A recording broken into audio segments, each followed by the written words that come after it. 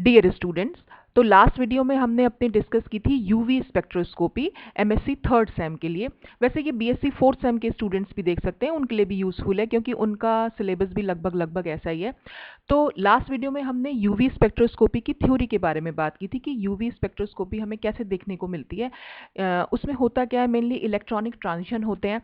मतलब इलेक्ट्रॉन हमारा अगर लोअर एनर्जी स्टेट में है, ठीक है, और अगर वो यूवी लाइट को एब्जॉर्ब करेगा, मान लीजिए यहाँ पर एक एनर्जी स्टेट है जहाँ पर इलेक्ट्रॉन्स हमने शो कर रखे हैं। सपोज मैं इसको E1 से दिखा रही हूँ और एक हायर एनर्जी स्टेट है जिसको मैं E2 से दिखा रही हूँ।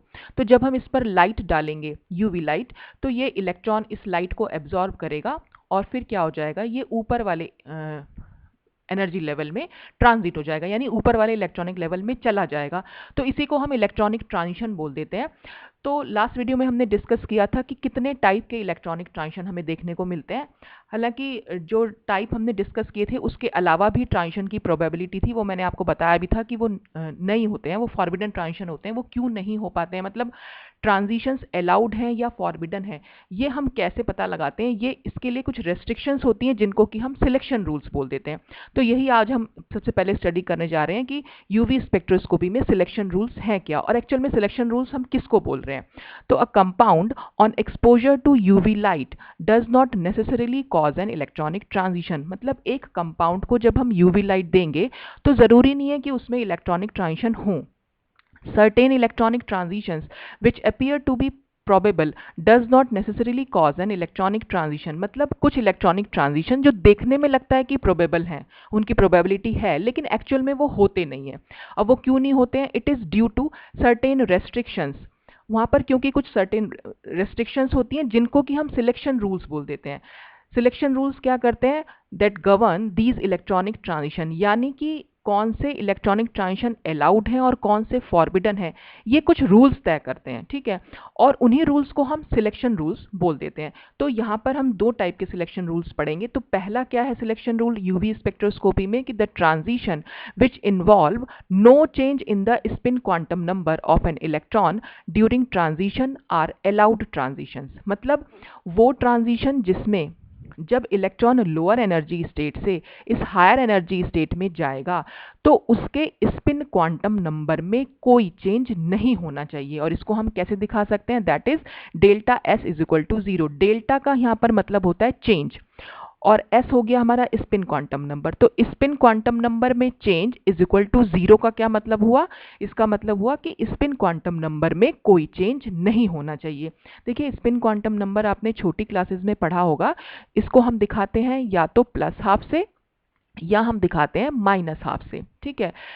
प्लस हाफ हम ये मान के चलते हैं कि इलेक्ट्रॉन जो है क्लॉकवाइज डायरेक्शन में स्पिन कर रहा है, और माइनस हाफ इलेक्ट्रॉन जो है एंटी क्लॉकवाइज डायरेक्शन में स्पिन कर रहा है। तो प्लस हाफ को जनरली हम ऐसे अपर हेडेड एरो से दिखाते हैं और माइनस हाफ को ज़्यादातर हम लोअर हेडेड एरो से दिखाते हैं, ठीक है। तो अब हम बात करते हैं, देख लेते हैं यहाँ पर कि किस टाइप से ट्रांजिशन को अलाउड और फॉरबिडन कहा गया है। तो देखिए यहाँ पर जो है दो मॉलिक्यूलर ऑर्बिटल आपके सामने बना रखे हैं, नीचे वाला पाई है, ऊपर वाला पाई स्टार है। तो पाई में हमारे दो इलेक्ट्रॉन्स हैं। तो जब ये हमारी ग्राउंड स्टेट कहलाती है, ठीक है, अभी लाइट का कोई एब्जॉर्प्शन नहीं हुआ है यहाँ पर। तो जैसे ही हम इस पर यूवी लाइट डालेंगे, इसमें से जो एक इलेक्ट्रॉन है वो इस लाइट को एब्जॉर्ब करेगा, और एब्जॉर्ब करने के बाद वो हायर एनर्जी स्टेट में चला जाएगा। तो ये स्टेट हमारी एक्साइटेड स्टेट हो गई जब लाइट का एब्जॉर्प्शन हो गया। लाइट के एब्जॉर्प्शन से पहले थी हमारी ग्राउंड स्टेट। अच्छा, यहाँ पर जो दोनों इलेक्ट्रॉन मैंने दिखा रखे हैं, देखिए एक लोअर हेडेड एरो है। सपोज ये पहला वाला इलेक्ट्रॉन है तो इसकी स्पिन हम माइनस हाफ दिखा सकते हैं, और ये अपर हेडेड एरो है तो हम इसको प्लस हाफ से दिखा रहे हैं, ठीक। अब देखिए एक्साइटेड स्टेट में क्या हुआ, एक्साइटेड स्टेट में ये माइनस हाफ वाला तो यहीं रह गया और जो प्लस हाफ वाला था वो ऊपर चला गया, ठीक। तो आप देख रहे हैं, यानी ये वाला जो इलेक्ट्रॉन है, ये वाला जो इलेक्ट्रॉन है ये है ऊपर चला गया है, ठीक। तो नीचे भी ये क्लॉकवाइज डायरेक्शन में ही मूव कर रहा था, और जब ये ऊपर पहुंचा तब भी ये क्लॉकवाइज डायरेक्शन में ही मूव कर रहा है, यानी इसके स्पिन क्वांटम नंबर में कोई चेंज नहीं आया। नीचे भी ये प्लस हाफ था और ऊपर भी ये प्लस हाफ ही रहा। तो इसका मतलब ये अलाउड ट्रांजिशन है, क्योंकि सिलेक्शन रूल यही बोलता था कि स्पिन क्वांटम नंबर में कोई चेंज नहीं होना चाहिए इलेक्ट्रॉन के। तो यहाँ पर कोई चेंज नहीं हुआ, तो इसलिए ये अलाउड ट्रांजिशन है, ठीक है। अब फॉरबिडन ट्रांजिशन कैसा होगा, फिर से वही दोनों इलेक्ट्रॉन ले लिए हमने, लाइट डाली गई, इलेक्ट्रॉन फिर से ऊपर चला गया। तो देखिए यहाँ पर एक की स्पिन मतलब आप खुद ही देख पा रहे हैं कि दोनों ऑपोजिट स्पिन के हैं, एक उल्टा एरो बनाया हुआ है, एक सीधा एरो बनाया हुआ है। लेकिन यहां पर अगर आप दोनों इलेक्ट्रॉन को देखें तो दोनों ही हमारे सीधे एरो बने हुए हैं। ठीक, इसका मतलब ये क्या हुआ कि जो ये पहला वाला इलेक्ट्रॉन था जिसकी स्पिन हमने यहाँ पर -½ दिखाई हुई थी, ऊपर जाकर ये +½ में हो गया। यानी नीचे तो ये एंटी क्लॉकवाइज घूम रहा था, अब की बार ट्रांजिशन हमने इसका दिखाया है। ठीक है, ये वाले तो नीचे तो ये एंटी क्लॉकवाइज घूम रहा था, लेकिन जैसे ये ऊपर गया ये क्लॉकवाइज डायरेक्शन में स्पिन करना शुरू हो गया। तो इसका मतलब ये हुआ कि इसका स्पिन क्वांटम नंबर तो चेंज हो गया, नीचे -½ था, ऊपर +½ तो स्पिन क्वांटम नंबर अगर ये चेंज हो गया तो इसी को हम बोल रहे हैं कि ये एक फॉरबिडन ट्रांजिशन है। तो ये पहला सिलेक्शन रूल था कि स्पिन क्वांटम नंबर में कोई चेंज नहीं होना चाहिए। अब दूसरा सिलेक्शन रूल क्या कहता था?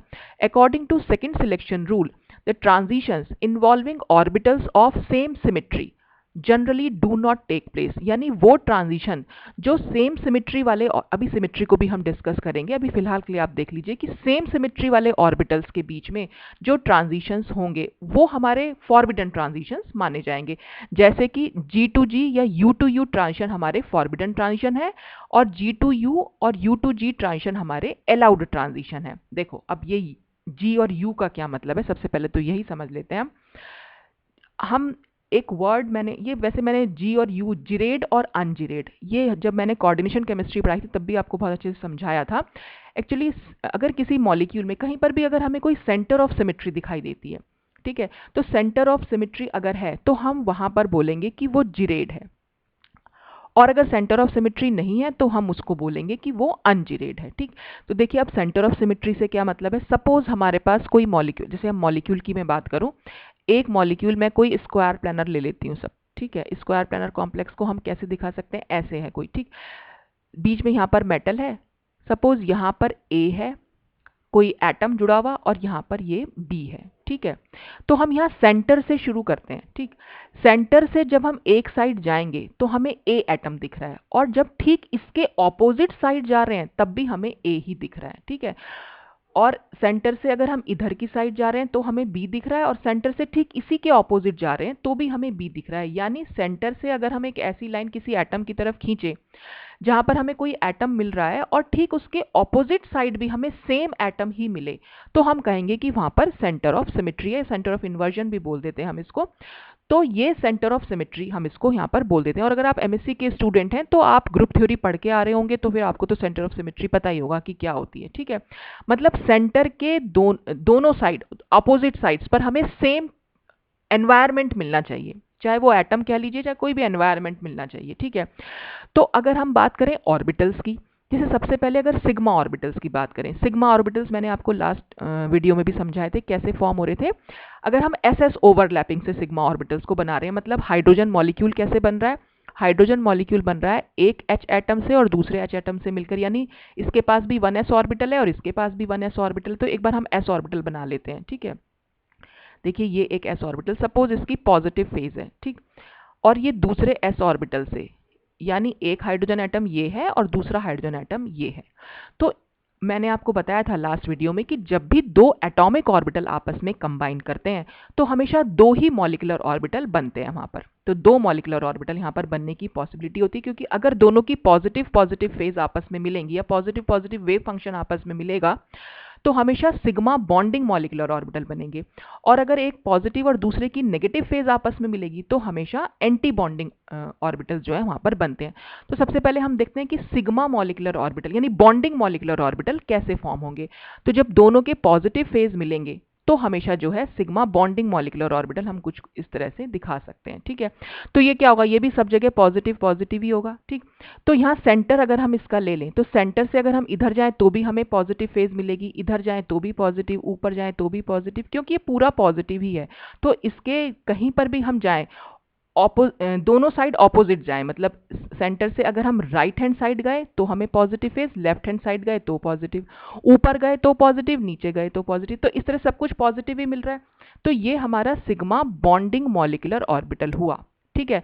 तो इसमें कैसी सिमेट्री, इस टाइप जब हमें ये देखने को मिल रहा है कि सेंटर ऑफ सिमेट्री है तो ऐसे ऑर्बिटल्स में हम बोलेंगे कि ये जिरेड है, ठीक है। तो इसके लिए हम जी लगा देते हैं, ठीक।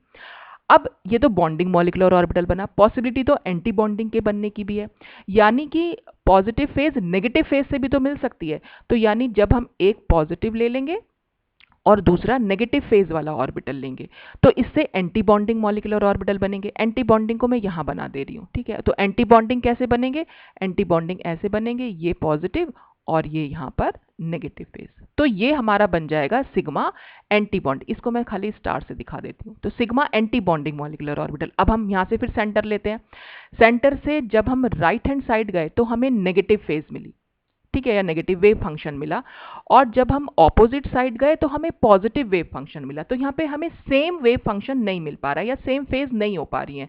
तो जब सेम फेज नहीं हो रही है तो ऐसे ऑर्बिटल में सेंटर ऑफ सिमेट्री नहीं है, तो उसको हम बोलेंगे कि वो अनजिरेड है, ठीक है। तो इसका मतलब सिग्मा कौन से हो गए हमारे, सिग्मा तो हमारे हो गए जिरेड, और सिग्मा स्टार कौन से हो गए, वो हमारे हो गए अनजिरेड, ठीक है। तो मैं एक बार यहाँ पर सिमेट्री भी लिख देती हूँ। ये हमारा है जिरेड और जब हम ऊपर पहुंचे तो ये हमारा मिला अनजिरेड, ठीक है ना। अच्छा, अब अगर पाई मॉलिक्यूलर ऑर्बिटल की बात करें, पाई बॉन्ड कैसे बनता है, पाई बॉन्ड बनता है हमारा इस तरीके से कि जब जो दो पी ऑर्बिटल्स हैं उनके बीच में साइड वाइज ओवरलैपिंग होती है। ये पॉजिटिव फेज है, नीचे यहाँ पर नेगेटिव फेज है। फिर से यही होगा कि जब इनके बॉन्डिंग मॉलिक्यूलर ऑर्बिटल यानी पाई बॉन्डिंग मॉलिक्यूलर ऑर्बिटल बनेंगे तो दोनों के पॉजिटिव पॉजिटिव वाले जो लोब्स हैं वो आपस में कंबाइन करेंगे और जो नेगेटिव फेज वाले हैं वो भी आपस में कंबाइन करेंगे। तो ये ऊपर तो आ जाएगा पॉजिटिव और नीचे आ जाएगा नेगेटिव, क्योंकि नीचे नेगेटिव लोब्स हैं ऊपर पॉजिटिव लोब्स हैं। अब ये फिर से हमने सेंटर ले लिया। सेंटर से जब हम ऊपर गए तो हमें पॉजिटिव मिल रहा है और जब हम नीचे गए तो हमें नेगेटिव मिल रहा है। तो हमें सेम फेज नहीं मिल पा रही है या सेम वेव फंक्शन नहीं है यहाँ पर।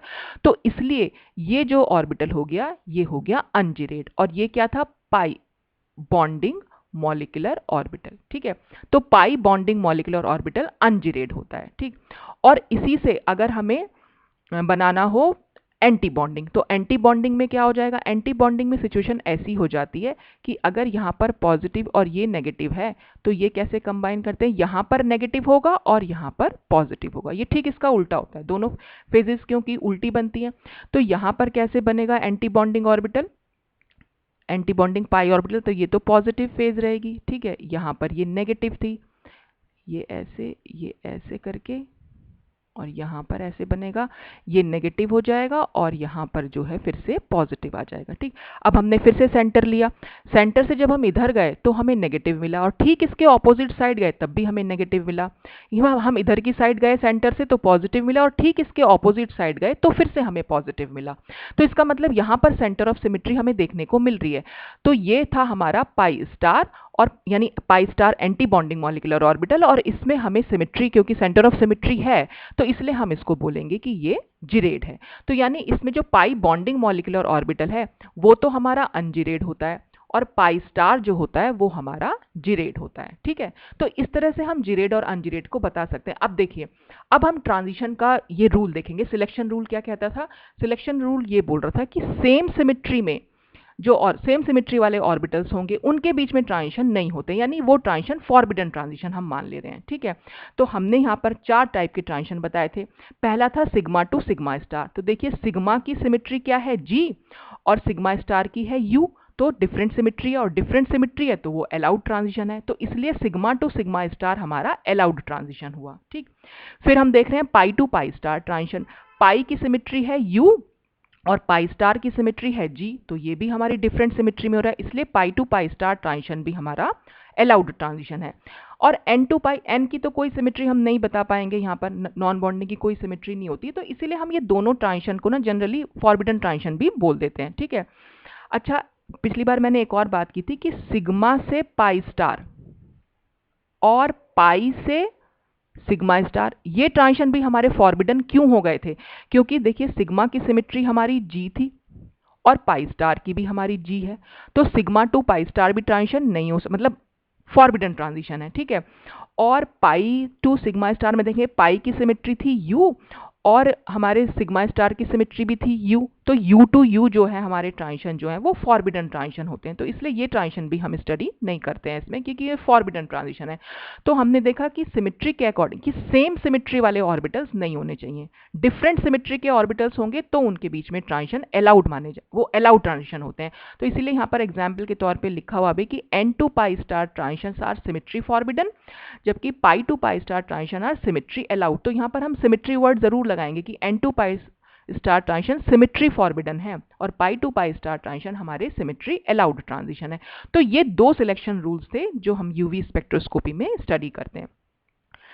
अब ये जो अलाउड और फॉरबिडन की हम बात कर रहे हैं, ये क्या चीज़ है, ठीक है, इसको हम देख लेते हैं। इन जनरल अलाउडनेस और forbiddenness of any transition may be ascertained from the value of molar extension coefficient. अभी इसको भी हम आगे आने वाले वीडियो में, आगे आने वाली स्लाइड में डिस्कस करेंगे। मोलर एक्सटेंशन कोफिशिएंट होता है, इसको हम एप्सिलॉन मैक्सिमम से दिखाते हैं, विच इज डिटरमिन्ड एक्सपेरिमेंटली, इसको हम एक्सपेरिमेंटली डिटरमिन करते हैं, ठीक है। तो अलाउडनेस और फॉरबिडनेस इसके वैल्यू पर भी डिपेंड करती है, जो मोलर एक्सटेंशन कोफिशिएंट है। तो depending upon the value of epsilon transitions have been divided into two categories. तो हम इसको दो कैटेगरीज में डिवाइड कर सकते हैं, वही कि पहले अलाउड ट्रांजिशन हो गए और दूसरे फॉरबिडन ट्रांजिशन हो गए। तो अलाउड ट्रांजिशन में एप्सिलॉन की वैल्यू क्या होगी, इक्वल टू और greater than 10 to the power 4 होगी। And high probability, allowed transition की प्रोबेबिलिटी बहुत हाई होती है और इसलिए इनकी इंटेंसिटी भी बहुत हाई होती है, ठीक है। तो these are generally due to pi to pi star transition. For example pi to pi transition in, ये एग्जाम्पल दे रखा है 1,3 ब्यूटाडाइन में एब्जॉर्प्शन मैक्सिमम हमें यहाँ दिखता है और इसकी एप्सिलॉन मैक्सिमम की वैल्यू ये होती है। तो अलाउड ट्रांजिशन के लिए वैल्यू क्या हो जाएगी एप्सिलॉन मैक्सिमम की, ग्रेटर देन और equal to 10 to the power 4। और फॉरबिडन ट्रांजिशन की क्या हो जाएगी वैल्यू, यही 10 to the power 4 से लेस देन होनी चाहिए, ठीक है। एंड इनकी क्या होती है, बहुत लो प्रोबेबिलिटी होती है और इसलिए इनकी लो इंटेंसिटी भी होती है। मतलब फॉरबिडन ट्रांजिशन का मतलब ये नहीं कि वो होंगे ही नहीं, वो होते हैं लेकिन उनकी प्रोबेबिलिटी बहुत कम है और उनकी इंटेंसिटी बहुत कम होती है। और these are usually due to n to pi star transition. और एग्जाम्पल के तौर पे इसमें ले रखा है saturated carbonyl compounds shows a weak absorption. Weak absorption का मतलब उनकी इंटेंसिटी बहुत कम है। तो जहां पर हमें ये दिखाई दे रहा है और इसकी एप्सिलॉन मैक्सिमम की वैल्यू लेस देन 100 होती है। तो n to pi star transition are symmetry forbidden. और सिमेट्री फॉरबिडन डजंट मीन, ये लिखा हुआ भी है, that it never takes place. इसका मतलब ये नहीं है कि ये कभी होंगे ही नहीं, बस इसका मतलब ये है कि it simply conveys that it's probability is very low. इनकी प्रोबेबिलिटी बहुत कम होती है और इसलिए इनकी इंटेंसिटी बहुत कम होती है। तो अलाउड और फॉरबिडन में सिर्फ इतना डिफरेंस है कि अलाउड की इंटेंसिटी बहुत हाई होगी और फॉरबिडन की इंटेंसिटी बहुत कम होगी। और यही बात हम इनकी प्रोबेबिलिटी के लिए भी बोल सकते हैं, ठीक। अच्छा, अब आते हैं हम नेक्स्ट, हमारा जो टॉपिक है लैम्बर्ट बियर्स लॉ। बहुत ही इंपॉर्टेंट लॉ है बेटा ये, इस पर ना न्यूमेरिकल्स बहुत आ जाते हैं कई बार। आप कंपटीशन लेवल के हिसाब से भी देख सकते हैं इसको, और बाकी आपका एमएससी का तो है ही, और जो बीएससी 4th सेम के स्टूडेंट्स हैं उनके भी ऑब्जेक्टिव्स इसमें से काफ़ी बन सकते हैं। तो लैम्बर्ट्स बियर लॉ मेनली जो है इंटेंसिटी ऑफ लाइट के बारे में हमें बताता है। तो the intensity of light absorb by the molecule is determined by using Lambert bears law. तो हम मॉलिक्यूल ने जो लाइट की इंटेंसिटी को एब्जॉर्ब किया हुआ है उसको, जो मतलब इंटेंसिटी को अगर हमें डिटरमिन करना है तो हम लैम्बर्ट बियर लॉ की हेल्प से कर सकते हैं। अब इंटेंसिटी का क्या मतलब होता है, इंटेंसिटी का मतलब ये हुआ कि पर सेकंड पर यूनिट एरिया में अमाउंट ऑफ फोटोन कितना है, ठीक है। तो बस आप इतना ध्यान रखिए, पर सेकंड पर यूनिट एरिया फिलहाल के लिए छोड़ भी दें, तो सिर्फ अमाउंट ऑफ फोटोन के लिए, बहुत मोटी मोटी भाषा में अमाउंट ऑफ फोटोन, वो इंटेंसिटी ऑफ लाइट हो गया। तो in fact this law is combination of two laws. Actual में ये लॉ क्या है, दो लॉ से मिलकर बना हुआ है। एक है हमारा लैम्बर्ट्स लॉ और दूसरा है हमारा बियर्स लॉ, ठीक है। तो when a light beam is passed through a sample of given compound, the ratio of intensity of incident light and transmitted light will depend upon how many molecules the light beam encounters। अब देखो ये सब क्या लिखा हुआ है, इसके starting, इसको हम समझने के लिए थोड़ा सा फिर से देखते हैं एक बार। सपोज ये हमारा, हमने एक सैंपल सेल है, ठीक है। सैंपल सेल वो कंटेनर जिसमें हमने सैंपल को रखा हुआ है। यूवी स्पेक्ट्रोस्कोपी में जनरली हम क्यूवेट यूज करते हैं। ये मैंने बहुत अपने मॉलिक्यूलर स्पेक्ट्रोस्कोपी की बहुत प्रीवियस वीडियोस में बताया भी था, क्यूवेट को दिखाया भी था कि वो एकदम स्क्वायर शेप की होती हैं। तो ये जो क्यूवेट है इसमें सपोज हमने कोई सैंपल मतलब जो भी कंपाउंड के हम यूवी स्पेक्ट्रम देखने जा रहे हैं वो हमने रखा हुआ है, ठीक है। इस पर हमने यूवी लाइट डाली और इसकी इंटेंसिटी स्टार्टिंग में हमने मान ली कि I0 थी, ठीक। जैसे ही ये यहाँ पर गई, इसके अंदर गई मतलब, तो इस जो हमने सोल्यूशन ले रखा है, जो भी हमने कंपाउंड ले रखा है, वो इस लाइट को एब्जॉर्ब करेगा। तो कुछ अमाउंट वो इसका एब्जॉर्ब कर लेगा, ठीक है। जो अमाउंट ये एब्जॉर्ब करता है, यानी कितना अमाउंट ऑफ लाइट उसने एब्जॉर्ब किया है, उसे हम एब्जॉर्बेंस बोलते हैं और उसको हम ए से दिखाते हैं। तो कुछ अमाउंट ऑफ लाइट इसने एब्जॉर्ब कर लिया, यानी कि हम ये भी कह सकते हैं लाइट किससे मिलके बनी है, फोटॉन से मिलके बनी है। तो कुछ फोटॉन्स इसने एब्जॉर्ब कर लिए। तो जब ये कुछ फोटॉन्स एब्जॉर्ब कर लेगा, तो जब ये बाहर निकलेगी लाइट, इसको हम ट्रांसमिटेड लाइट बोल देते हैं, ठीक है। तो ट्रांसमिटेड लाइट की इंटेंसिटी थोड़ी सी डिक्रीज हो जाएगी, क्योंकि इंटेंसिटी एक्चुअल में क्या थी, अमाउंट ऑफ लाइट थी पर सेकंड पर यूनिट एरिया में। अमाउंट ऑफ लाइट को हम इंटेंसिटी बोल रहे थे। स्टार्टिंग में जितनी भी इंटेंसिटी इसकी रही होगी, क्योंकि मॉलिक्यूल ने वो एब्जॉर्ब किया है और एब्जॉर्ब लाइट को ही किया है, और लाइट वही फोटोन ही है, तो फोटोन को जब उसने एब्जॉर्ब कर लिया, तो जो ट्रांसमिटेड लाइट की इंटेंसिटी है वो थोड़ी सी डिक्रीज कर जाएगी, ठीक है। तो बस यही चीज है, बेसिक चीज यही है कि जिस भी इंटेंसिटी की लाइट हमने डाली, वो सैंपल से पास होकर जो ट्रांसमिटेड लाइट होती है उसकी इंटेंसिटी जो है वो डिक्रीज कर जाती है। वो डिक्रीज क्यों कर रही है, क्योंकि यहां पर जो मॉलिक्यूल्स थे उस लाइट को एब्जॉर्ब कर रहे हैं, ठीक है। अब बात यह है कि अगर हम जो भी हमने सॉल्यूशन लिया हुआ है, ये इंटेंसिटी दो चीजों पर डिपेंड कर रही है। एक तो concentration of the solution. Concentration of the solution से मतलब ये है कि अगर सपोज हमने यहाँ पर जब भी शुरुआत में हमने ले रखे हैं, मैं मॉलिक्यूल्स के टर्म में आपको कॉन्सेंट्रेशन बता देती हूँ कि अगर स्टार्टिंग में सपोज यहाँ पर हमने 100 मॉलिक्यूल्स ले रखे हैं, ठीक है। लाइट गई, जो भी जितने भी अमाउंट इसने एब्जॉर्ब किया, और फिर जो निकली वो डिक्रीज हुई। अब हम जब दूसरी बार हम ले रहे हैं, सपोज यहाँ पर हम 200 मॉलिक्यूल ले लें, तो अब हम ये कह रहे हैं कॉन्सेंट्रेशन हमने बढ़ा दी। यानी कॉन्सेंट्रेशन क्या हुई, सॉल्वेंट में सॉल्यूट का जो अमाउंट होता है उसी को हम कॉन्सेंट्रेशन बोल देते हैं। यानी नंबर ऑफ मॉलिक्यूल्स यहाँ पे सॉल्यूट पार्टिकल्स के बढ़ गए, ठीक है। तो यानी कॉन्सेंट्रेशन बढ़ गई। तो जब कॉन्सेंट्रेशन बढ़ी यानी नंबर ऑफ मॉलिक्यूल्स बढ़े, तो अब क्या होगा, अब जो लाइट हम इस पर डाल रहे थे, अब जो इंटेंसिटी है वो और ज़्यादा डिक्रीज होके आएगी। और ज़्यादा डिक्रीज क्यों होगी, क्योंकि अब नंबर ऑफ मॉलिक्यूल्स बढ़ गए हैं। तो कॉन्सेंट्रेशन जैसे बढ़ती है, जैसे जैसे बढ़ती है, ये जो ट्रांसमिटेड लाइट की इंटेंसिटी है वो और ज़्यादा डिक्रीज होती है, क्योंकि एब्जॉर्बेंस और ज़्यादा बढ़ती है। क्योंकि यहाँ पर जितना ज़्यादा एब्जॉर्बेंस बढ़ेगी उतना ज़्यादा डिक्रीज भी होएगी, ठीक है। तो कॉन्सेंट्रेशन पर डिपेंड करी एक तो ये इंटेंसिटी, ठीक है। दूसरी किस चीज पर डिपेंड करती है कि अगर सपोज हमने स्टार्टिंग में ये ले रखा है, ये जो लेंथ है, इस सैंपल सेल की लेंथ है, इस लेंथ को हम पाथ लेंथ भी बोल देते हैं, और इसको हम बोल देते हैं थिकनेस ऑफ द मीडियम, ठीक है, कुछ भी बोल सकते हैं हम इसको। तो सपोज ये हमने स्टार्टिंग में 1 सेंटीमीटर ली थी, तब हमने इसमें से लाइट पास की और यहाँ से जो डिक्रीज हुई वो तो हुई। अब क्या है, हमने इस पाथ लेंथ को बढ़ा दिया। सपोज हमने यहाँ पर 3 सेंटीमीटर कर दिया। तो देखिए जब पाथ लेंथ बढ़ जाएगी, यानी कि जब ये हमने अमाउंट, तो 3 सेंटीमीटर में ज़्यादा सोल्यूशन आएगा, और ज़्यादा सोल्यूशन आएगा इसका मतलब नंबर ऑफ मॉलिक्यूल्स ज़्यादा हो जाएंगे, और नंबर ऑफ मॉलिक्यूल्स ज़्यादा हो जाएंगे तो एब्जॉर्बेंस भी और बढ़ जाएगी, और जितनी ज़्यादा एब्जॉर्बेंस बढ़ेगी अब डिक्रीज भी उतनी ज़्यादा बढ़ जाएगी, ठीक है। तो उतनी ज़्यादा डिक्रीज होगी, मतलब ठीक है, इंटेंसिटी और ज़्यादा डिक्रीज होगी। तो जो इंटेंसिटी की डिक्रीज है वो दो चीज़ों पर डिपेंड कर रही थी, एक तो कॉन्सेंट्रेशन पर डिपेंड कर रही थी और दूसरा वो पाथ लेंथ पर डिपेंड कर रही थी। तो इन्हीं दोनों के बेसिस पर ये लैम्बर्ट और बियर्स लॉ आए थे। लैम्बर्ट लॉ इस पाथ लेंथ के बारे में बात कर रहा था और बियर्स लॉ इस कॉन्सेंट्रेशन के बारे में बात कर रहा था, और फिर जब इन दोनों को कंबाइन किया तो हमारा लैम्बर्ट बियर्स लॉ बना। तो यही इसमें जो स्टार्टिंग में लिखा है कि when a light beam is passed through a sample of given compound, the ratio of intensity of the incident light and transmitted light will depend upon how many molecules the light beam encounters। यानी ये जो ratio है हमारा I0 upon I, ठीक है, ये depend करेगा कि लाइट बीम कितने मॉलिक्यूल से एनकाउंटर करती है। जितने ज्यादा मॉलिक्यूल से एनकाउंटर करती है उतनी ज्यादा हमें यहाँ पर डिक्रीज देखने को मिलती है, ठीक। तो 10 factors like concentration and path length मैंने जैसे अभी बताया ये पूरे सैंपल की जो लंबाई जिसको हम कह सकते हैं, और इसको थिकनेस ऑफ द मीडियम भी बोल देते हैं, have a marked effect on this ratio. तो Lambert's law is related to path length while Beer's law is related to concentration of the sample through which light passes.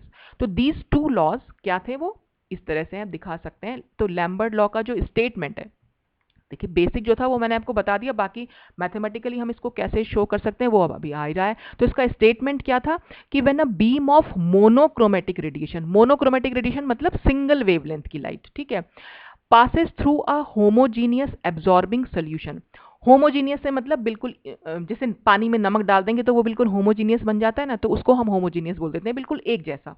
Absorbing solution मतलब वो solution जो उस light को absorb भी कर सके, ऐसा नहीं कि सारे सोल्यूशन उस लाइट को एब्जॉर्ब कर लेंगे, तो जो उस लाइट को एब्जॉर्ब कर सकता हो। जनरली यूवी स्पेक्ट्रोस्कोपी में जनरली हम कलर्ड सोल्यूशन लेते हैं, क्योंकि कलर्ड सोल्यूशन इसको एब्जॉर्ब कर लेते हैं, कलरलेस जनरली नहीं करता है, तो ठीक है। तो एब्जॉर्बिंग सोल्यूशन, तो the rate of decrease of intensity of radiation, तो जो डिक्रीज ऑफ इंटेंसिटी का रेडिएशन, डिक्रीज ऑफ इंटेंसिटी का जो रेट है, रेडिएशन की इंटेंसिटी में डिक्रीज का जो रेट है with the path length of absorbing solution is proportional to the intensity of the incident radiation. इसको हम मैथमेटिकली कैसे दिखा सकते हैं, ये यहाँ पर दिखाया हुआ है। इसको देखिए, रेट ऑफ डिक्रीज अगर हम कह रहे हैं, डिक्रीज के लिए हमने यहाँ पर माइनस साइन लगा दिया है, ठीक है। Intensity of radiation with the path length, तो इंटेंसिटी ऑफ रेडिएशन तो आई से दिखा रहे थे, और with respect to path length तो हमने एक्स से, यानी कि ये जो हमने सैंपल सेल लिया था, ये जो इसकी पाथ लेंथ है वो एक्स मान ली है, ठीक है। इस पे इंसिडेंट रेडिएशन जो हमने स्टार्टिंग में डाला और जो इससे ट्रांसमिट हो गया उसकी इंटेंसिटी हमने आई से शो कर दी, ठीक है। तो D I upon D x proportional क्या हो जाएगा, इंटेंसिटी के इंसिडेंट रेडिएशन की इंटेंसिटी के प्रपोर्शनल होगा, यानी इंसिडेंट रेडिएशन की इंटेंसिटी जितनी ज्यादा होगी ये डिक्रीज भी उतनी ज्यादा होगी, ठीक है। तो उसको मैथमेटिकली हमने कुछ इस तरह से एक्सप्रेस कर दिया, जहां पर आई क्या दिखा रहा है, आई दिखा रहा है intensity of radiation after passing through a path length x of the solution, ठीक है। डी आई क्या दिखा रहा है, ये दिखा रहा है infinitesimally small decrease in the intensity of radiation passing through infinitesimally small path length D X of the solution. तो ये इन्फिनिटेसिमली का मतलब होता है बहुत बहुत बहुत स्मॉल, और जब बहुत स्मॉल हमें लिखना है तो हम जो भी हमारा फैक्टर है उसके आगे हम डी लगा देते हैं, स्मॉल डी। स्मॉल डी का मतलब बहुत बहुत बहुत स्मॉल, ठीक है। तो डी आई हमारा क्या शो कर रहा है कि ये शो कर रहा है आई में जो है स्मॉल डिक्रीज को, और D I upon D x क्या शो कर रहा है, ये रेट ऑफ डिक्रीज शो कर रहा है intensity of radiation with respect to path length of absorbing solution, ठीक है। तो हमारा मैथमेटिकली एक्सप्रेशन हो गया minus D I upon D x proportional to I. तो ये तो था लैम्बर्ट्स लॉ जो पाथ लेंथ पर ज्यादा फोकस कर रहा था। फिर आता है बीयर्स लॉ, और बीयर्स लॉ भी बिल्कुल ठीक ऐसा था, बस ये क्या कर रहा था, ये कह रहा था, यहाँ पर सिर्फ इसने कॉन्सेंट्रेशन ले ली थी कि when a beam of monochromatic radiation passes through a homogeneous absorbing solution, the rate of decrease of intensity of radiation with the path length of absorbing solution is proportional to the concentration of the solution। यानी कि concentration of solution जितनी ज्यादा होगी उतनी decrease भी ज्यादा हो जाएगी, ठीक है। तो इसको मैथमेटिकली हम कैसे दिखा सकते हैं, वही minus D I upon D x proportional to C, और सी क्या है, concentration of the solution in moles per litre, ठीक है। अब इन्हीं दोनों इक्वेशन को, यानी पहली वाली इक्वेशन जो लैम्बर्ट्स लॉ से आई थी और जो बीयर्स लॉ, दोनों को कंबाइन अगर हम कर सकते हैं तो हम ऐसे लिख देंगे minus D I upon D x proportional to c dot I. अब प्रोपोर्शनलिटी साइन हटाएंगे तो हमारा के लग जाएगा, के क्या होता है, प्रोपोर्शनलिटी कांस्टेंट, ठीक है, इस तरह से लिख सकते हैं। फिर हम क्या करेंगे, ये जो आई है इस आई को तो यहां ले जाएंगे और इस dx को i की जगह पर ले जाएंगे, ठीक है। सिर्फ इतना चेंज किया, i को नीचे ले जाएंगे और dx को यहाँ ऊपर ले आएंगे। तो हम कैसे लिख सकते हैं, देखिए यहाँ पर दिखाया हुआ है कि हमने इसको कैसे लिखा हुआ है। तो अब क्या हो जाएगा, माइनस डी आई अपॉन आई हो जाएगा, ठीक है, is equal to k c, और हम यहाँ पर dx ले आए। अब क्या करेंगे, इस इक्वेशन को हम इंटीग्रेट करेंगे विद लिमिट्स, ठीक है। लिमिट्स लगा दी हमने, यहाँ पर लोअर लिमिट लगाई, यहाँ पर अपर लिमिट लगाई। लोअर लिमिट का मतलब जो हमारी इनिशियल थी इंटेंसिटी, तो इनिशियल इंटेंसिटी हमारी क्या थी, I0, ठीक है। फिर वो यहाँ से पास हुई थी और ये डिस्टेंस हमारा था x, यानी अगर हम स्टार्टिंग पॉइंट देखें तो x इज इक्वल टू क्या होगा, 0, और जब हम फाइनल पे पहुंच जाएंगे तो x is equal to x हो जाएगा, ठीक है। ये चीज़ आप समझ रहे होंगे। और यहाँ से जब ट्रांसमिटेड होगी लाइट तो इसकी इंटेंसिटी हो गई आई, यानी इनिशियल इंटेंसिटी थी आई और फाइनल इंटेंसिटी हो गई, इनिशियल थी आई जीरो और फाइनल हो गई हमारी आई। तो हमने क्या करा है, जब भी अगर आप मैथ्स के स्टूडेंट हैं तब तो आप बहुत इजीली समझ पा रहे होंगे कि हम लोअर और अपर लिमिट लगाते हैं। लोअर मतलब यहाँ पर क्या है, इनिशियल क्वांटिटी क्या थी और फिर अपर क्या है, फाइनल क्वांटिटी क्या थी। तो आई जीरो ये था यहाँ पर आई, ठीक है। अच्छा, डी आई अपॉन आई को इंटीग्रेट कर रहे हैं और फिर इसी तरह से के सी, क्योंकि हमारा कांस्टेंट होता है इसका इंटीग्रेशन हम नहीं करते हैं, तो के सी हमारा बाहर आ गया। फिर dx का हम इंटीग्रेशन करेंगे, फिर से लिमिट्स लगाएंगे x वाली। तो x इनिशियली क्या था, यहाँ पर अगर हम देखेंगे यहाँ पर तो x की कोई इज इक्वल टू जीरो ही रहेगा, क्योंकि यहाँ तो कभी पाथ लेंथ शुरू ही नहीं हुई है, तो इसलिए x is equal to zero और फाइनली क्या हो गया, x is equal to x, हमने यहाँ पर लिमिट्स लगाई, ठीक। अब जब ये इंटीग्रेशन करते हैं हम लिमिट्स का, देखिए अगर इंटीग्रेशन थोड़ा सा मैं आपको बता देती हूँ, अगर हम 1/x और dx का इंटीग्रेशन करें तो इसकी वैल्यू तो होती है log x, लेकिन अगर हम लिमिट्स के साथ इंटीग्रेशन करें तो हम इसको ln x लिखते हैं। ln का मतलब होता है log to the base e, और खाली अगर हम log लिख रहे हैं तो इसका मतलब होता है log टू द बेस 10, ठीक। तो हम यहाँ पर क्योंकि लिमिट्स के साथ इंटीग्रेशन कर रहे हैं इसलिए इसकी वैल्यू आ जाएगी ln i। ये माइनस साइन तो बाहर ही रहेगा और इस पूरे इंटीग्रेशन का आंसर ln i, और फिर बाहर हम लिमिट्स लिख देंगे। नीचे हमारी i0 लिखा हुआ है, ऊपर हमने i लिखा हुआ है। फिर kc x का इंटीग्रेशन, dx का इंटीग्रेशन हमारा x ही होता है, तो x लिखा, नीचे आ जाएगी x is equal to zero, ऊपर हो गया x is equal to x, ठीक है। फिर इसको सॉल्व करेंगे, जब हम इसको सॉल्व करते हैं बेटा तो इसको हम ऐसे ही लिखते हैं कि ln i हमारा स्टार्टिंग यानी upper limits minus lower limit. ln i को हम कैसे लिखेंगे, ln i minus ln i zero is equal to k c और फिर x माइनस जीरो, यानी अपर लिमिट में से लोअर लिमिट को हमें माइनस करना है। ये जो दोनों चीजें हैं, अगर आप बेटा बायो के स्टूडेंट है तो आपको याद ही करना पड़ेगा, वरना मैथ्स के स्टूडेंट को पता ही होगा कि कैसे करना है ये, ठीक है। फिर हम क्या कर सकते हैं, ln में अगर कोई भी चीज माइनस में लिखी, ये तो आपने छोटी क्लासेस में मैथ्स में पढ़ा ही होगा, लॉग हो या ln हो, अगर हमने ये माइनस में लिखा है इसका मतलब ये अपॉन में हम लिख सकते हैं। तो ln i upon I zero, और ये माइनस साइन तो बाहर वाला माइनस साइन है ही, ठीक है। तो इतने पोर्शन को हम कैसे लिख सकते हैं, इस पोर्शन को हम ln i upon I zero लिख सकते हैं, is equal to k c, और x माइनस जीरो क्या हो जाएगा, x ही बचेगा, तो हमने इसको ऐसे लिख दिया। अब ये माइनस साइन अगर हमें हटाना हो, माइनस से हमें प्लस में चेंज करना हो, तो हम क्या कर सकते हैं, इसको आई जीरो अपॉन आई लिख देते हैं। कभी भी प्लस को माइनस में, माइनस को प्लस में लिखना हो तो लॉग के आगे जो भी कुछ अपॉन में लिखा है उसे उल्टा करके लिख देते हैं हमेशा। तो इसलिए ये ln आई जीरो अपॉन आई हो गया और के सी एक्स हो गया। अब ln क्या था हमारा, log to the base e। अब log to the base e को अगर हमें log टू द बेस 10 में चेंज करना हो तो हम हमेशा 2.303 से मल्टीप्लाई करते हैं। तो बेटा ये कुछ चीजें आपको ध्यान रखनी पड़ेगी अगर आप बायो के स्टूडेंट्स हैं। तो 2.303 log टू द बेस 10 मैंने यहाँ पर लिख दिया, और आई जीरो आई तो हमारा है ही, और ये के सी एक्स। अब क्या किया है इसके बाद हम ये कर रहे हैं, ये 2.303 जो है इसको हम इज इक्वल टू से इधर की साइड ले जा रहे हैं, यानी जब हम इज इक्वल टू से इधर लाएंगे तो ये के अपॉन में आ जाएगा, तो इसलिए के अपॉन 2.303 हो गया। और जो ये सी एक्स है इसको हम इधर ले जा रहे हैं, तो जब हम इसको इधर की साइड ले जाएंगे तो ये 1 अपॉन सी एक्स हो जाएगा, तो ये 1 अपॉन सी एक्स हो गया, और log to the base 10 I zero upon I तो एज इट इज लिख दिया। अब ये जो पूरी चीज है k अपॉन 2.303 ये कांस्टेंट है, कोफिशिएंट, इसको हम बोल देते हैं एप्सिलॉन, यानी मोलर एक्सटेंशन कोफिशिएंट, जिसकी अभी हम बात कर रहे थे सिलेक्शन रूल में, तो इसी को हम बोल देते हैं मोलर एक्सटेंशन कोफिशिएंट, जिसको हम एक्सपेरिमेंटली डिटरमिन करते हैं, तो इसकी वैल्यू हो जाएगी ये, ठीक है। और अब फिर हम इसके बाद हम क्या करेंगे, इस सी एक्स को हम इस सी एक्स को यहाँ लेके गए हैं, ठीक है। तो जब सी एक्स को यहाँ लेके गए तो एप्सिलॉन सी एक्स हो जाएगा is equal to log to the base 10 I zero upon I, और एप्सिलॉन सी एक्स की वैल्यू होती है ए, यानी ये पूरा हमारा कहलाता है ए, और ए क्या होता है, एब्जॉर्बेंस। एब्जॉर्बेंस मतलब सैंपल ने कितना अमाउंट ऑफ लाइट एब्जॉर्ब किया है, तो ए की वैल्यू हो जाएगी log to the base 10 I zero upon I. आप बार बार log टू द बेस 10 न लिखे, खाली log भी लिखे रहने देंगे तो भी सही है, log का मतलब ही है log टू द बेस 10, ठीक है, बस मैंने लिख दिया है थोड़ा समझाने के लिए।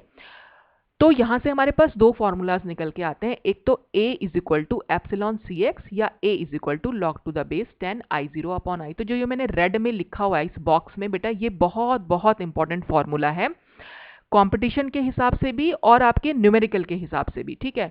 इस फॉर्मूले के बेसिस पर आप काफी सारे न्यूमेरिकल जो है यहाँ पर बन सकते हैं, ठीक, अगर हमें यहाँ पर देखिए एप्सिलॉन जैसे ही हमने यहाँ लिखा हुआ है, अगर कई बार ना एप्सिलॉन की वैल्यू जैसे उसमें पूछने मल्टीपल चॉइस क्वेश्चंस हैं उसकी यूनिट निकालने को आ सकती है, तो एप्सिलॉन को हम क्या लिख सकते हैं, epsilon is equal to a upon c x लिख सकते हैं ना इस वाले फॉर्मूले से। सी एक्स जो है वो नीचे चला जाएगा।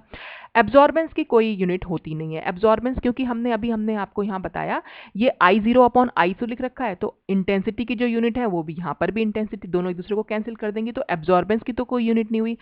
कॉन्सेंट्रेशन की यूनिट है हमारी मोल पर लीटर, जिसको हम मोल और लीटर -1 लिख सकते हैं, तो ये हमारी मोल पर लीटर हो गई।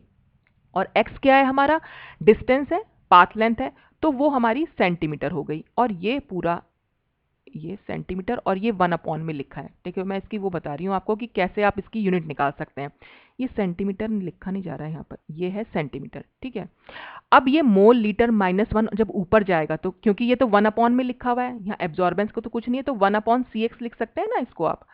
तो C के लिए मोल लीटर -1 लिखा है और X के लिए सेंटीमीटर लिखा है। तो जब ये मोल लीटर -1 ऊपर जाएगा तो क्या हो जाएगा, मोल -1 हो जाएगा क्योंकि नीचे तो उसकी कोई यूनिट नहीं थी, और लीटर +1 में चला जाएगा क्योंकि नीचे -1 में था तो ऊपर +1 में, और बचा हमारा सेंटीमीटर, सेंटीमीटर भी इनवर्स में हो जाएगा।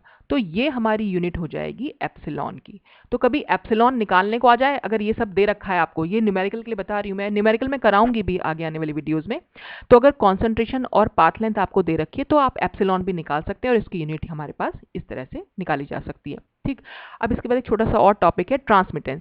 हालांकि ये कोई सिलेबस वगैरह में नहीं है, लेकिन क्योंकि न्यूमेरिकल्स आ सकते हैं तो वही मैं बता रही हूँ। ट्रांसमिटेंस को क्या होता है, ट्रांसमिटेंस एब्जॉर्बेंस का ठीक उल्टा, तो इसका फॉर्मूला हो जाएगा T is equal to I upon I zero, क्योंकि एब्जॉर्बेंस के लिए हम आई जीरो अपॉन आई लिखते हैं। ठीक है, और जनरली जब भी आप न्यूमेरिकल देखेंगे ये हमेशा परसेंट ट्रांसमिटेंस निकालने को आती है। तो परसेंट ट्रांसमिटेंस क्या हो गया, परसेंट लगाया और परसेंट को तो हम हमेशा 100 से मल्टीप्लाई करते हैं, तो आई अपॉन आई जीरो को हमने 100 से मल्टीप्लाई किया। अब एब्जॉर्बेंस और ट्रांसमिटेंस के बीच में रिलेशनशिप निकालनी है, तो कैसे निकाल सकते हैं, तो a इज इक्वल टू अभी अभी हमने दिखाया log to the base 10 I zero upon I था, तो इसी को हम t की फॉर्म में लिखें तो क्या लिख सकते हैं, log 1 upon T. 1 upon T क्यों लिख रहे हैं, क्योंकि t इज इक्वल टू था i अपॉन आई जीरो, और यहां पर लिखा है आई जीरो अपॉन आई, यानी उल्टा लिखा है, तो हमें t को भी उल्टा करना पड़ेगा, तो 1 अपॉन टी लिख सकते हैं। ठीक है, अब इसी को 1 अपॉन टी को अगर मैं ऐसे लिखना चाहूं कि मुझे लिखना है log t, तो मैं क्या करूंगी, इसके आगे माइनस साइन लगा दूंगी, क्योंकि 1 अपॉन टी का t अपॉन 1 अगर हमें करना है तो प्लस से माइनस साइन, अभी मैंने आपको बताया लॉग में अगर हमें साइन को उल्टा करना है तो हम क्या कर देते हैं, जो भी हमारा फ्रैक्शन लिखा है उसको भी उल्टा करके लिखेंगे। तो ये t अपॉन 1 मैंने लिख दिया यहाँ पर, t अपॉन 1 का मतलब t होता है, तो log to the base 10 1 upon T को हम माइनस लॉग टी भी लिख सकते हैं। तो a इज इक्वल टू, ये एक फॉर्मूला हमारे पास बन के आ गया, a is equal to minus log T. इस पर भी न्यूमेरिकल के आ सकते हैं, क्योंकि अगर आपको t दे रखा है तो आप a निकाल सकते हैं, a दे रखा है तो आप t निकाल सकते हैं। ठीक, फिर इसी से एक और फॉर्मूला बनेगा माइनस लॉग 10। अब t की जगह क्या लिख सकते हैं, i अपॉन आई जीरो, तो हमने यहाँ पर i अपॉन, क्योंकि t is equal to I upon I zero होता है, वो हमने लिख दिया। फिर नीचे क्या लिखा है, आई अपॉन आई जीरो की वैल्यू देखिए यहां से अगर हम निकालना चाहें इस वाले फॉर्मूला से, तो आई अपॉन आई जीरो क्या हो जाएगा, परसेंट टी के नीचे हम 100 को पहुंचा देंगे, तो percent T upon 100 is equal to I upon I zero हो जाएगा। तो यही चीज हमने यहां पर लिख दी है। ठीक है, तो परसेंट टी अपॉन 100 हो गया। अब इसी को हम सॉल्व करें तो माइनस साइन हमारा बाहर रह गया, लॉग में जो भी चीज ये अपॉन में लिखी होती है हमेशा हम माइनस में लिखते हैं, तो log 10% t ये हो जाएगा, फिर माइनस साइन क्योंकि डिवीजन में लिखा है माइनस log 100, यानी इस वाले चीज को हम ऐसे भी तो लिख सकते हैं, कोई भी चीज अगर हमारे पास log x अपॉन वाई हो तो हम इसको कैसे लिखते हैं, log x minus log y। ठीक है, तो वही हमने यहाँ पर लिखा हुआ है। फिर माइनस साइन को ब्रैकेट को खोलेंगे तो माइनस लॉग परसेंट टी और माइनस ये वाला माइनस और ये माइनस आपस में प्लस हो जाएंगे, प्लस और log 100 की वैल्यू क्या होती है 2, तो हमने 2 लिखा, और फिर इसको हम इस तरह से लिख सकते हैं, 2 प्लस में है और माइनस पीछे है तो इस तरह लिख गया। तो ये जो हमारे रेड बॉक्स में फॉर्मूला है log to the base 10 is equal to minus A लिख सकते हैं, क्यों, क्योंकि a is equal to minus log T था, तो जब log t लिखेंगे तो माइनस ए हो जाएगा। ठीक, फिर क्या करेंगे, अगर हमें t की वैल्यू निकालनी है तो t इज इक्वल टू, अगर हमें log हटाना है तो जब हम log हटाएंगे तो जो भी इसके बेस में होता है इसको जब हम इधर ले जाते हैं तो वो ये जो चीज है ना ये इसकी पावर में चली जाती है, जो भी इसका बेस है उसकी पावर में चली जाती है, तो इसलिए हमने हमने 10 टू द पावर माइनस ए कर दिया, ठीक है। मान लीजिए ये log e लिखा होता तो ये a जो है e की पावर में चला जाता। मेरी बात आप समझ रहे हैं ना कि जो बेस में जो जो जिस भी चीज का बेस हो, जो भी बेस होता है, ये जो यहाँ पर जो चीज लिखी है वो इसके बेस में, बेस की पावर में चली जाती है। तो t is equal to 10 to the power minus A, और a इज इक्वल टू अभी अभी हमने देखा एप्सिलॉन सी एक्स था, तो t is equal to 10 to the power minus epsilon x और सी एक्स, और ये वाली वैल्यू तो अभी अभी हमने निकाली। तो ये कुछ फॉर्मूलाज हैं, ये वाले रेड बॉक्स के और पीछे वाले रेड बॉक्स के। ये फॉर्मूलाज बेटा आपके दिमाग में होनी चाहिए, क्योंकि इसी पर हमारे न्यूमेरिकल्स आते हैं। तो अगर आपको ये सब क्लियर होगा तो न्यूमेरिकल आप बहुत इजीली कर पाएंगे। तो आज जो मैंने आपको बताया सिलेक्शन रूल्स और लैम्बर्ट्स बियर लॉ, तो ये सब कुछ में बस मेन चीज आपकी फॉर्मूला है, और इसके बेसिस पर जो न्यूमेरिकल्स होंगे वो मैं आगे आने वाली वीडियो में आपको बताऊंगी। तो आज के लिए बस इतना ही। Thanks for watching.